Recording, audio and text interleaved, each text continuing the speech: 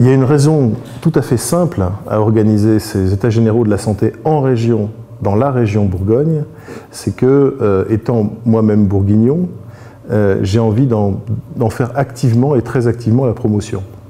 Il m'a semblé tout à fait naturel d'essayer de créer un événement de taille nationale, parce que c'est l'ambition de ces états généraux de la santé en région, c'est d'être un événement de taille nationale, intéressant l'intégralité du territoire national,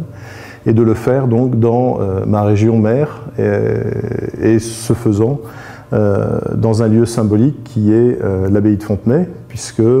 on a réussi à obtenir la possibilité d'organiser dans le dortoir de l'abbaye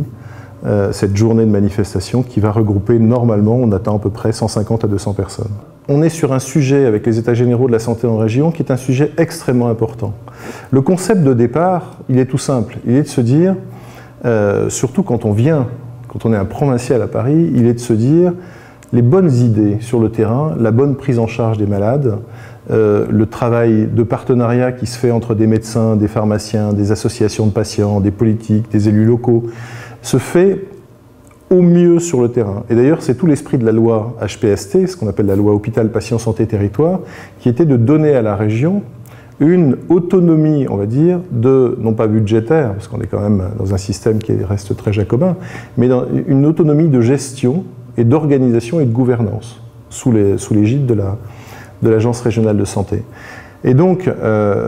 cette région devient un élément phare de la politique de santé et devient une unité territoriale avec laquelle maintenant on doit compter et avec laquelle on peut compter. Cette proximité entre les acteurs va faire que, à l'heure actuelle,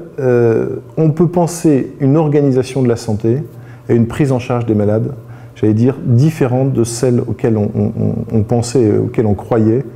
depuis l'avènement du système de santé, les ordonnances de 1946 qui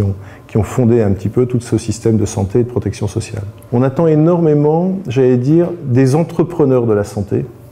Et quand je parle d'entrepreneurs de la santé, je prends une expérience, par exemple, qui a existé sur Châtillon-sur-Seine, qui était l'expérience du dépistage du cancer du sein, réalisé par ADK 2158, qui a permis, en conjuguant les talents d'un certain nombre d'acteurs, puisqu'il y avait la communauté de communes, l'hôpital de Châtillon, la caisse primaire d'assurance maladie, la RH de l'époque, puis la RS, le CHU, de faire en sorte, et les radiologues libéraux, si mes souvenirs sont bons, de faire en sorte que, en conjuguant ces différents partenaires, on arrive à rattraper le retard de dépistage du cancer du sein dans cette partie du territoire bourguignon, et c'est justement ça qu'on veut montrer. C'est justement au cours de ces premiers états généraux de la santé en région qu'on veut montrer le talent d'un certain nombre d'acteurs à pouvoir s'associer entre eux, à penser les choses autrement, pour trouver des solutions concrètes sur le terrain,